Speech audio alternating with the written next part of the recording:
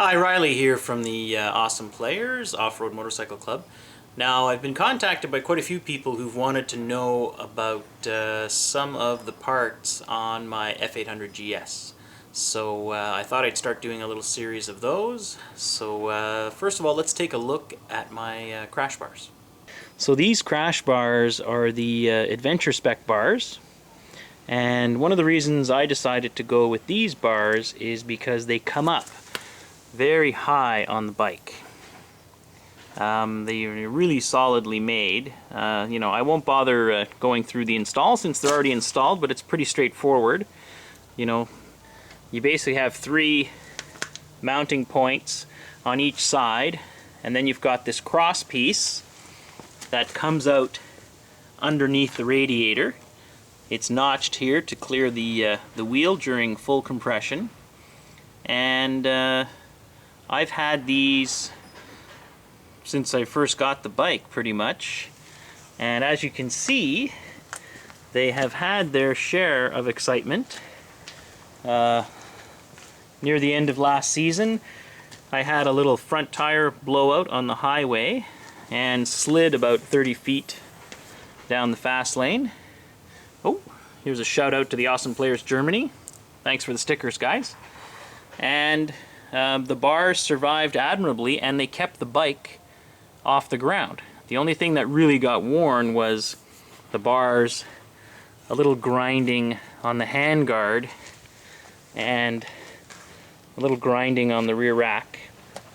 One thing I have noticed about these bars is that after a decent spill, they can tend to shift a little left and right. Which I don't mind, because you can, crash on the other side and they'll bend back the other way.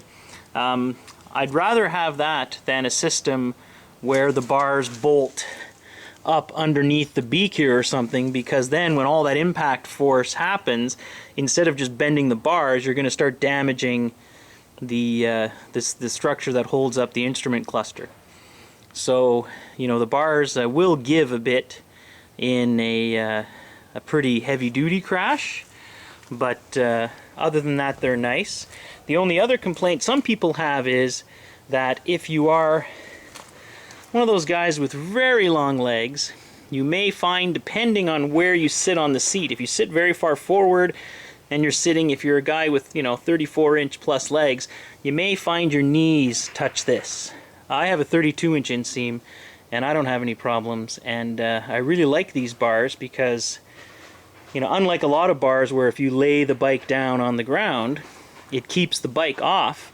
These ones keep the bike off the ground even when you fall down an embankment or something, and the wheels are actually higher than the handlebars.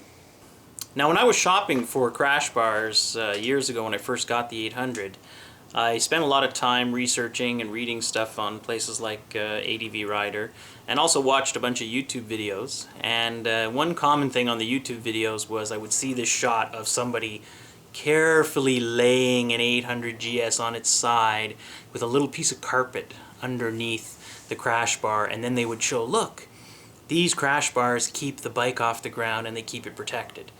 And I remember thinking as I was watching those, well, the few off-road excursions I've had, usually when it all goes wrong and the bike is sliding down the road, you don't actually have time to kind of lay it down gently and put a little piece of carpet under it.